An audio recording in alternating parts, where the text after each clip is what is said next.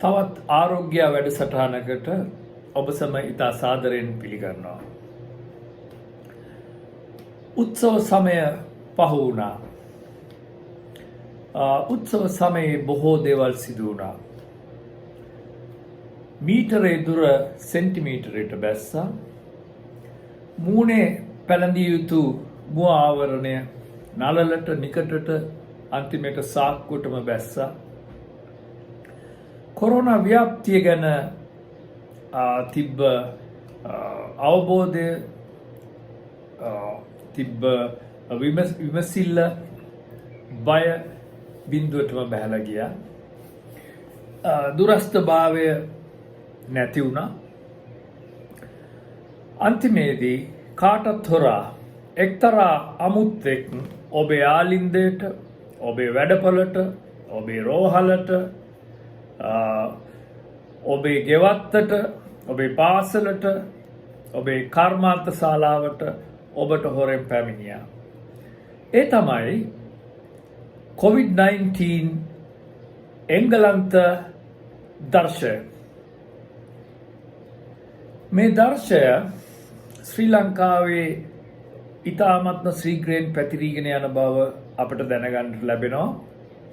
එංගලන්ත දර්ශය සම්බන්ධව එංගලන්තයේ වෙසෙන අපි හොඳින් අත්දැකීම් ලබලා තියෙනවා. මේ විශේෂය වඩාත්ම ආසාදනය වෙන්නේ අවුරුදු 60ට වඩා අඩු නිරෝගී තරුණ කොටස් වලටයි. බොහෝ ICU ඇඳන් දැඩි සත්කාර ඒකකේ ඇඳන් මේ UK වේරියන්ට් එකෙන් එහෙම නැත්නම් මේ එංගලන්ත දර්ශයෙන් ආසාදනය වෙච්ච අයගේ සංඛ්‍යා ලේඛන විශ්ලේෂණය කරලා බලනකොට බොහෝ අය අවුරුදු 18ත් අවුරුදු 60ත් අතර අය. ඒකම මේ විශේෂයේ තියෙන විශේෂය තමයි ඉතා ශීඝ්‍රයෙන් පැතිර යාම. ඒකම ඉතාම විශාල ප්‍රමාණයක් වෛරස් එකවර රෝගියෙක්ගෙන් පිටට නිකුත් කිරීම. ඒකම පෙනහළු ආශ්‍රිතව සැදෙන්නා වූ නියුමෝනියා තත්ත්වය ඉතා ඉක්මනින් ළඟා කර ගැනීමට මේ බ්‍රිතාන්‍ය දර්ශය නැත්නම් මේ UK වේරියන්ට් එක හේතු වෙනවා. ඒ නිසා පැතිරීම ඉතාමත්ම ශීඝ්‍රවත් වෙනවා. එමෙන්ම රෝගීන්ගේ සංඛ්‍යාව ඉතා ශීඝ්‍රයෙන් වැඩි වෙනවා. අප දන්නා හැටියට එංගලන්තයේ පළවෙනි සුමානේ අපි අඳුනාගත්ත රෝගීන් දෙවෙනි සුමානේ වෙනකොට ඒ දර්ශක දෙගුණ වුණා. ඉතාමත්ම ආරක්ෂාකාරී කටයුතු වලින් යුතුව සමාජය දැනුවත් කරලා නොයෙකුත් ආකාරයේ ආරක්ෂා සහිත සෞඛ්‍ය පුරුදු වලට යොමු කරලා ඒ අතරේ සුමානයක් ඇතුළත මේ රෝගීන් සංඛ්‍යාව දෙගුණ වීම අපි එංගලන්තයේදී දැක්ක එක අත්දැකීමක් තමයි. අවාසනාවකට වාගේ ලංකාවටත් මේ වගේ තත්ත්වයක් ඇති වුණොත් අපිට නැවතත් ගොඩ එන්නට නම් අමාරුයි. රට ලොක්ඩවුන් කිරීමකට නොගොස්. හැබැයි මේ වගකීම තියෙන්නේ ඔබ අතේ. රජීවත් සෞඛ්‍ය බලධාරීන්වත් අතේ නෙමෙයි. එක් පුරවැසියා අතේ තමයි මේ වගකීම තියෙන්නේ. මේ අවස්ථාවේ ඔබට මතක් කර දීමට මා කැමති එක දෙයක් තියෙනවා. ඒ තමයි මේ මුව ආවරණය. අපිට ගැලවීමට තියෙන ප්‍රධාන මාර්ග වලින් එකක් තමයි මේ මුව ආවරණය. මුව ආවරණ පැළඳීමෙන් 50%ක් මේ 50%කටත් වැඩි ප්‍රමාණයක් මේ රෝගයේ පැතිරීම වළක්වා ගන්නට පුළුවන්. කාටත් මතක හිටින්නට කාටත් හිතේ රඳන්නට මම අද මේ ආරෝග්‍ය වැඩසටහනෙන් ඔබ සැමට මේ මුව ආවරණය පිළිබඳව විස්තරයක් කර දීමට මතක් කර දීමට තමයි බලාපොරොත්තු වෙන්නේ. උදාහරණයක් හැටියට අපි දන්නවා මේ මුව ආවරණ පැළඳීම සෑහෙන කාලයක ඉඳලා දැන් සිද්ධ වෙනවා. අපි අවුරුද්දකට වඩා වැඩි ප්‍රමාණයක් සෞඛ්‍ය බලධාරීන්, රාජ්‍ය බලධාරීන්, එතකොට මාධ්‍ය මගින් ඔබට දැනුවත් කරනවා මුව ආවරණයක් පළඳින්න කියලා. අපි හොයලා බලමු මේ මුව ආවරණයේ ඉතිහාසය මොකක්ද කියලා. මේ මුව ආවරණ පැළඳීම සම්බන්ධව ඉස්සරෝම ඉතිහාසයේ සඳහන් වෙන්නේ ක්‍රිස්තු පූර්ව ගණන්වල.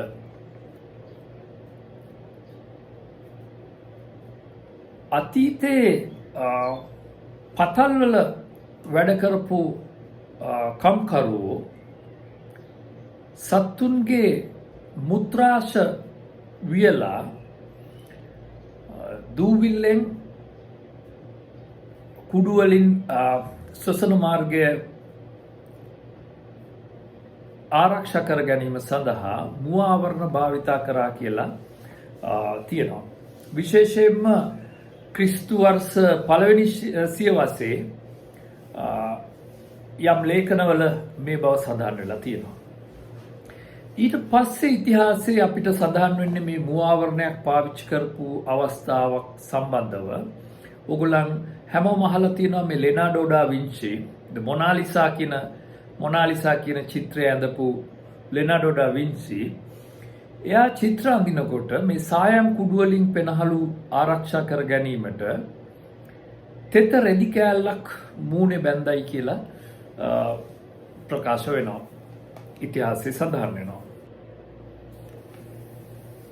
ඊට පස්සේ ඉතිහාසයේ මේ මධ්‍යකාලීන යුගයේ කියන්නේ 14 වෙනි සතවර්ෂයෙන් පස්සේ මුළු ලෝකෙම බ්ලැක් ඩෙත් නැමැති භයානක වසංගතයට ගොදුරු වුණා.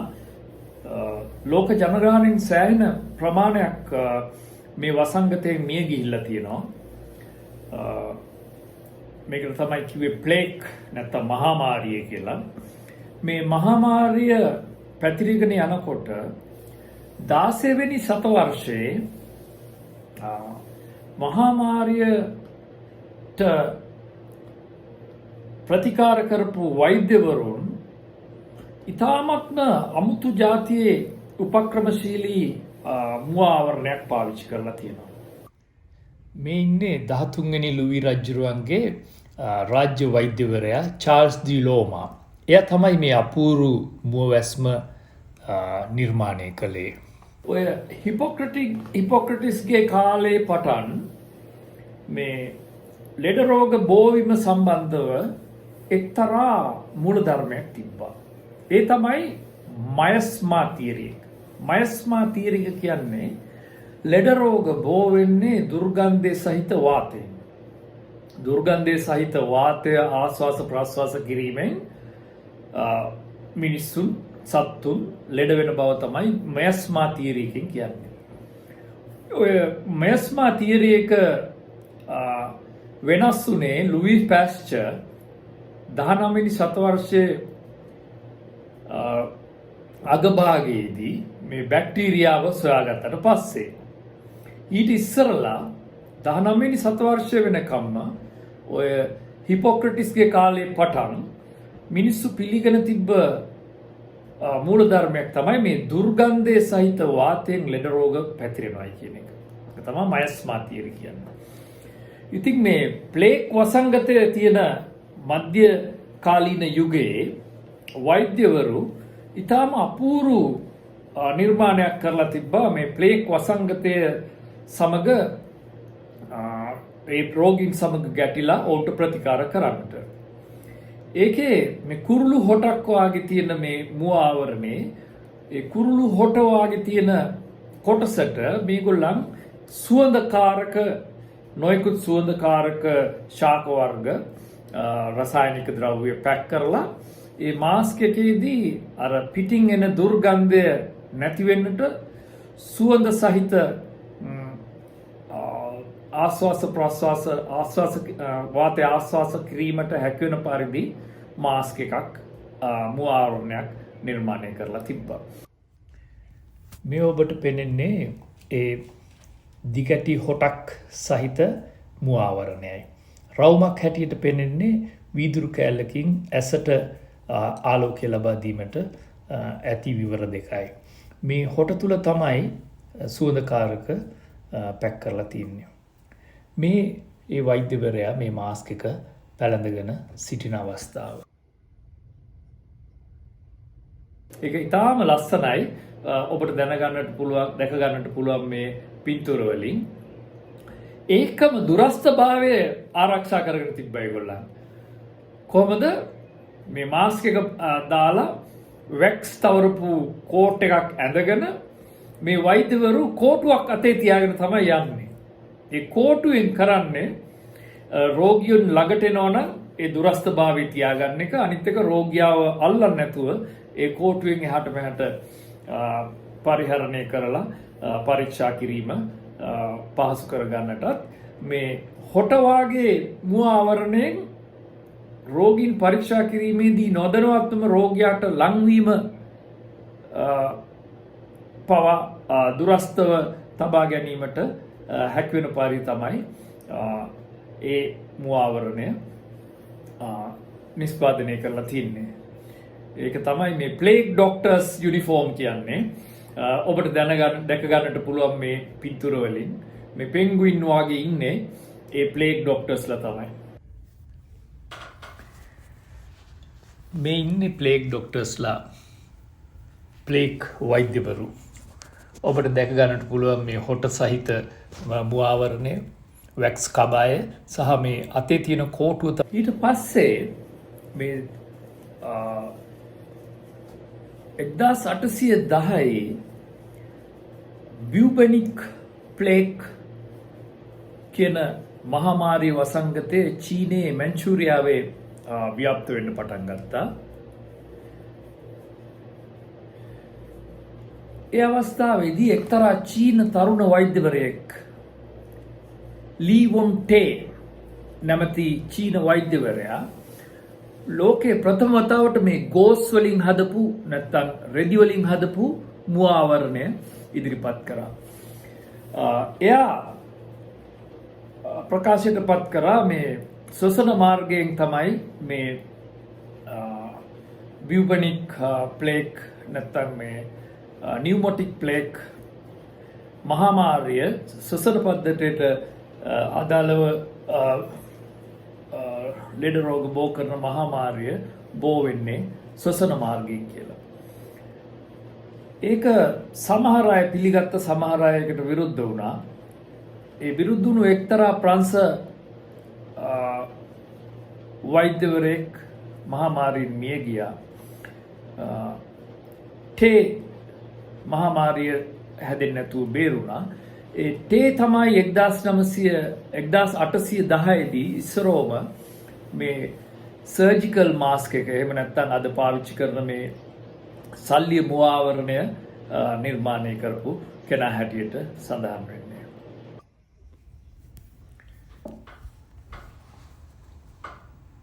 මේ තමයි වූලින් ටේ කියන තරුණ වෛද්‍යවරයා. මෙයා තමයි මේ සර්ජිකල් මාස්ක් එක ලෝකෙට හඳුන්වලා දුන්නේ.